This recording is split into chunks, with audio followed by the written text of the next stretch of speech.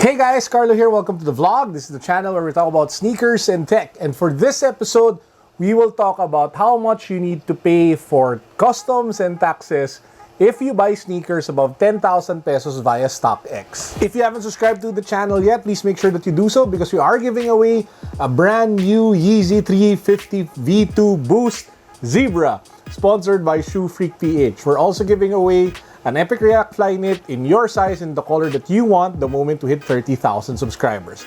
Subscribe now, follow me on Instagram. This vlog, since it will talk to mostly Filipinos, will be in Tagalog so that it's easier for me and it will be easier for the audience who will watch it. Let's get to it. So guys, alam niyo na naman na mahilig ako sa StockX kasi sobrang ganda ng mga deals na makukuha natin doon. Sometimes better than getting it from resellers or people na nagbebenta nga ng mga sapatos, lalo na yung mga hype sneakers. Ngayon, sobrang tagal na akong takot mag-order ng mas mahal pa sa 10,000 pesos kasi ang alam nga natin, yung bagong law natin pagdating sa importing goods, libre lang ang tax or libre lang ang customs fees kapag less than 10,000 pesos. Pero matigas ulo ko dahil love na love ko kayong lahat dyan dito sa vlog na to at ang daming nagtatanong kung anong mangyayari if you buy something above 10,000. I pulled the trigger. So I bought a Yeezy 500 utility black. I actually just bid $200 so mga mahigit kulang-kulang a little over 10,000 pesos. Nakuha ko na siya. So took less than 10 days for StockX to deliver it to me via UPS. Ngayon, kukomputin mo with shipping charges, ang total damage ko is mga 12,000 pesos. So okay na kasi 11,500 yata or 11,600 or 11,000 yata yung retail ng utility black.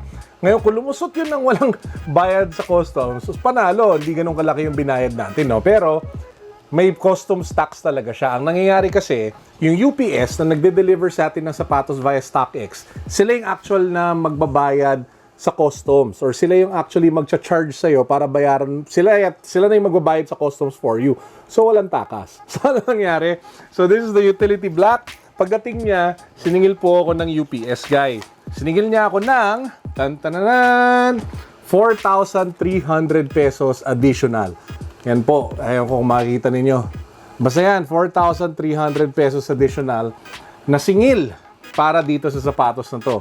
So originally, what was supposed to be 12,000 pesos ended up being a whopping purchase of a little over 16,000 pesos for a Yeezy 500 utility black. And I feel horrible. Kasi ang dami nag-aalok na to sa akin, 13,000, 14,000. Kasi ending pala para makuha sa StockX. Sobrang laki pala na ibabayad natin. 16,000 pesos. Whew! Wow! Masakit! Ganun ko kayo kamahal sa vlog. But anyway, so yeah, so ano yung computation yan? May nakalagay dito na import duty 2,077 pesos. Tapos meron nakalagay dito na VAT na 1,997 pesos. Customs doc stamps na 15 pesos. Tapos may dinagdag pa dito na 250 pesos sa UPS disbursement fee, which brings the total to 4,369 pesos na kailangan ko bayaran sa UPS para ibigay sa akin to. Ngayon, magkano ang babayaran natin kung mas mahal pa siguro yung sapatos na bilhin natin? Kung 20,000, 30,000, 40,000. Hindi ko po talaga alam ano yung computation ng import duty. Baka percentage of the total value of the goods. Kung susundan natin yon, it's anywhere from 12 to 15% of the total value. Kung susundan ko lang yung computation nito. Kasi kung yung total value ng sapatos na dineclare ko ay mga nasa 12,000, tapos 2,000 yung import duty, tapos alam mo yun, 1,997 yung tax, yung VAT, more or less yun yung lumalabas na computation niya. Pero doble yun kasi nga, pagkatapos mo babayaran yung customs, na palagi mo ng 10 whatever percent, kailangan mo pang bayaran yung VAT. Doon siya nagiging masakit. So doble yung damage. So, yeah, sakit. Whew. Ouch. Love ko kayo. But anyway, so let's get to it. Ano naman, so ano yung pinaka-advice ko sa inyo? Pag bibili kayo ng sapatos sa StockX, as much as possible, bumili lang kayo ng mga sapatos below 10,000 pesos in declared value. Ngayon, by the way, yun, linawin ko lang, yung declared value lang ang tinitingnan ng customs. Hindi nila tinitingnan yung additional $40 shipping fee for when it comes to StockX. So, $30 or $40. Can't remember the exact amount. So, $200 yung value, $200 lang yung nakadeclare, hindi nakadeclare yung $240 together with the shipping fee. Now, having said that, kung mag-shopping po tayo as much as possible through StockX, try to get it below 10,000 pesos so that hindi kayo masisingil ng dagdag na halos 4,000 pesos. Aray, sakit talaga.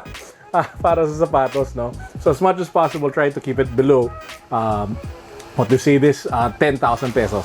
Now, just to quickly open the shoe to share with you guys, ito the usual StockX sneaker, the receipt, and I'll just show you the shoe before I put it back in the box.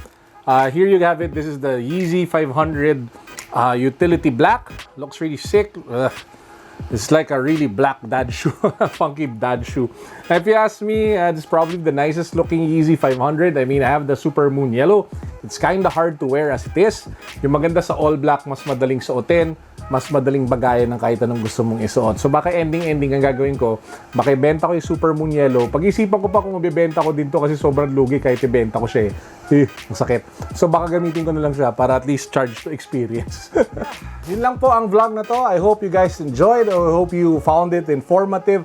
That pretty much concludes our StockX 101 series.